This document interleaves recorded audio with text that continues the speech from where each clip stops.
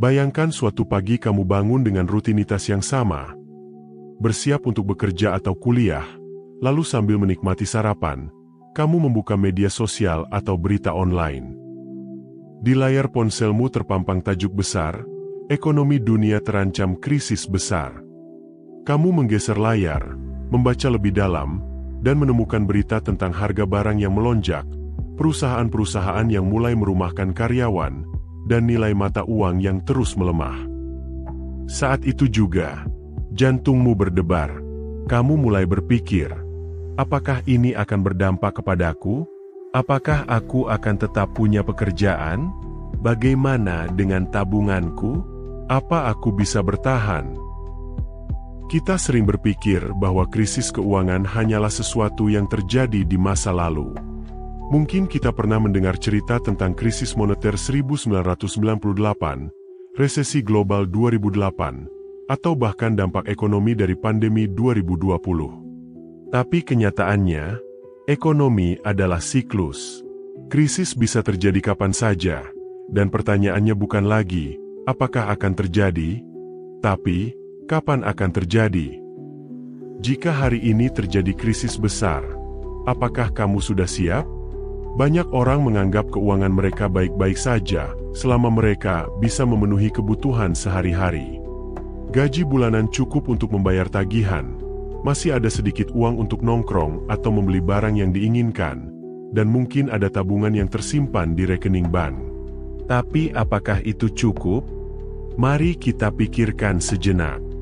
Jika tiba-tiba harga-harga naik drastis, apakah kamu masih bisa hidup dengan gaya hidup yang sama?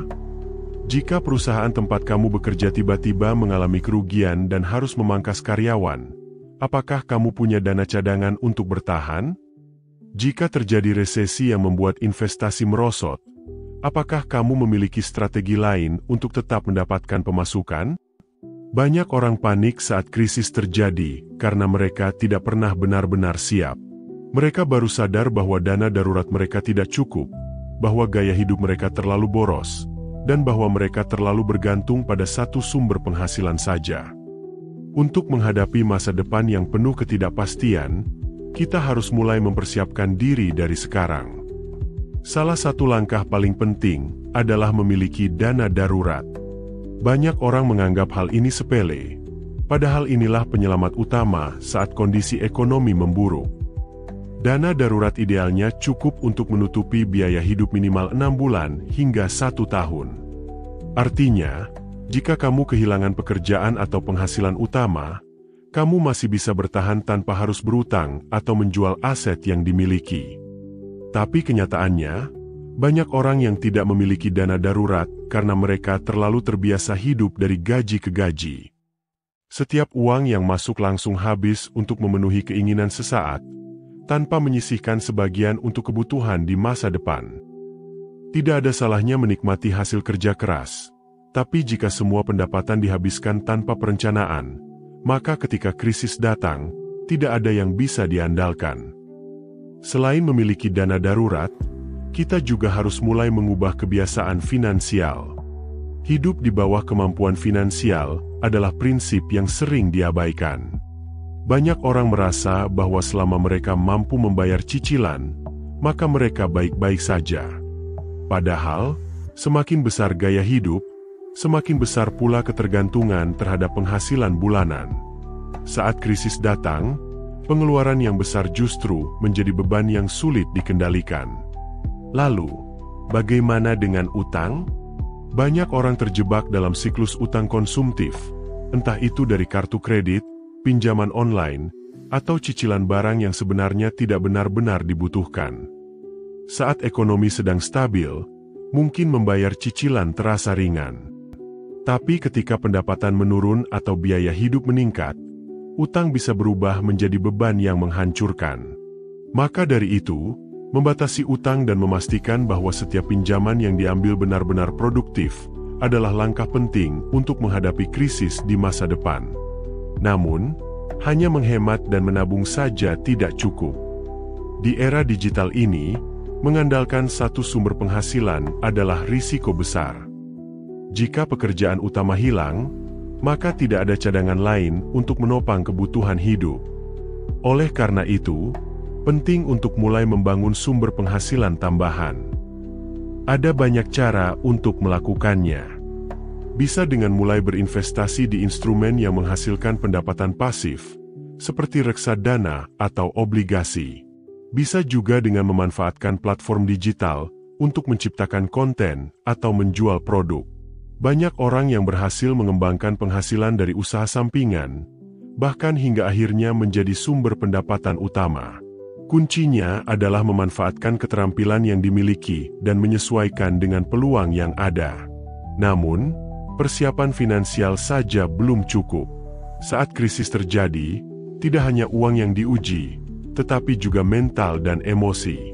Banyak orang yang panik, mengambil keputusan impulsif, dan akhirnya memperburuk keadaan.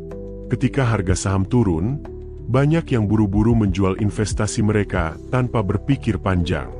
Ketika inflasi meningkat, banyak yang terburu-buru berutang karena takut harga barang akan semakin mahal. Semua ini terjadi karena mereka tidak siap secara mental.